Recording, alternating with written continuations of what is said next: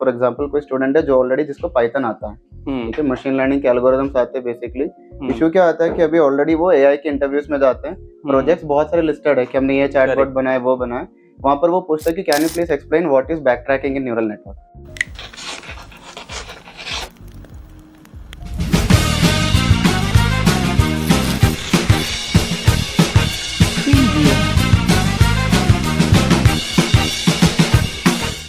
वहाँ पर ही रह जाता है कि हमने तो एआई के प्रोजेक्ट बनाए हैं, वहाँ पर तो बैक ट्रैकिंग किया है नहीं, क्योंकि हमने डायरेक्टली ग्रो क्लाउड के थ्रू एपीआई कॉल किया, मॉडल फेच हो रहा है एंड यहाँ पर एप्लीकेशन चल रही है। तो एक आइडियल रोड मैप क्या हो सकता है कि किसी को भी अगर प्रॉपर्ली डोमेन में आना है, सिर्फ फ्रीलांसिंग या फिर प्रोजेक्ट वाइज नहीं, ऐसे करियर बिल्ड ऑन करना, तो इंटरव्यू प्रोसेस कैसे लेके चलना है, तो उस पर्सपेक्टिव से कैसे यहाँ पर एक रोड मैप होना चाहिए। कभी भी कोई अगर रिक्वायरमेंट आता है तो पहले वो रिक्वायरमेंट को समझो कि वो रिक्वायरमेंट है किस तरफ। फॉर एग्जाम्पल, अगर आपने मशीन लर्निंग का प्रोजेक्ट किया है और आप इंटरव्यू दे रहे हो एनएलपी का, तो दो डिफरेंट चीज़ें हैं। तो पहले स्कोप समझो कि उनका रिक्वायरमेंट क्या है और वो किस तरीके का काम आपसे एक्सपेक्ट करते हैं, वो चीज़ आप पहले प्रिपेयर करो।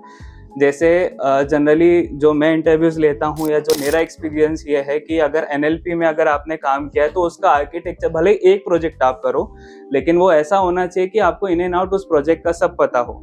अगर मैं आपका उसका आर्किटेक्चर पूछूं या मैं आपका उसका पूछूं कि आपने इनकोडिंग कौन सा यूज़ किया है, क्यों यूज़ किया है, इसका अच्छा कौन सा है, इससे ख़राब कौन सा है, तो वो सारी चीज़ें आपको पता होना चाहिए। तो ये ज़रूरी नहीं कि आप मल्टीपल प्रोजेक्ट्स करके अपनी पर्सनालिटी और अपना वो बताओ कि आपने 5 पेज का रिज्यूमे बना दिया, वो मैटर नहीं करता। मैटर ये करता है कि आपने एक्चुअली में काम क्या किया है, डेवलपमेंट लेवल पे आपने चीज़ें कैसे डिज़ाइन करी है, कैसे आपने कोडिंग किया है, क्या फंक्शंस यूज़ करें, कौन से पैकेजेस यूज़ करें, वो सारी चीज़ें आपको याद होना चाहिए। तो वो चीज़ है। सेकेंडली, जो रोड मैप की बात है, तो जनरली अभी जो क्वेश्चंस आते हैं वो डायरेक्टली आते हैं कि आपने मॉडल कैसे बिल्ड किया है। रैग तो एक आर्किटेक्चर है ही, रैग तो बहुत कॉमनली चैट जीपीटी और सब जगह यूज़ हो रहा है, लेकिन जनरली वो आपको क्या बोलते हैं कि एक टास्क आपको दे देते हैं, उस टास्क पे आपको बोलते हैं कि आपको एक पाइपलाइन बना के देनी है, ठीक है। जैसे इंटेंट डिटेक्शन हो गया या क्लासिफिकेशन का हो गया या कोई भी एग्जाम्पल अपन ले लेते हैं, तो उसका एक मॉडल बिल्डअप कैसे बनता है, तो उसमें आपको मशीन लर्निंग की जो हमारी सॉफ्टवेयर साइकिल होती है, टेक्स्ट क्लीनिंग, प्रोसेसिंग, स्क्रैपिंग, फिर मॉडल बिल्डिंग, एल्गोरिथम्स, फिर इवैल्यूएशंस पे जो जो चीज़ें अपन करते हैं, तो वो सारी सॉफ्टवेयर साइकिल आपको क्रिएट करके वो आपको पूरा उनको बताना होता है।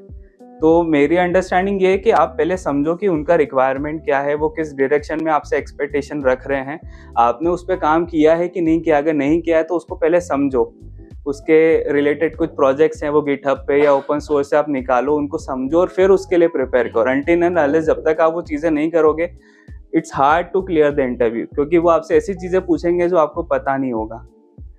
और रैग का एक ऐसा फंडा भी है कि रैग तो अभी काफ़ी पुराना हो गया है, क्योंकि अभी जो मार्केट है वो टुवर्ड्स सैग पे जा रहा है। सैग आप लोगों ने सुना है नाम? अच्छा, तो सैग बेसिकली रैग जैसा हमारा होता है रिट्रीवल, ऐसे हमारा सैग होता है, जिसको हम बोलते हैं कैशे ऑर्गुमेंटेड जनरेशन। तो उसमें क्या होता है कि मेमोरी आप कैशे में डाल देते हो, उससे आपका कंप्यूटेशनल फास्ट होता है, मॉडल आपका एफिशिएंसी अच्छी देता है और एक्यूरेसी रिजल्ट्स उसमें ज़्यादा अच्छे आते हैं। तो कंपैरेटिवली कैशे जो है आने वाले टाइम में वो ज़्यादा यूज़ होने वाला है इंस्टेड ऑफ रैग। तो रैग भी आपको पता होगा, that is good, but more of a cache में आपको थोड़ा ज़्यादा अभी इन्वॉल्वमेंट दिखाना चाहिए।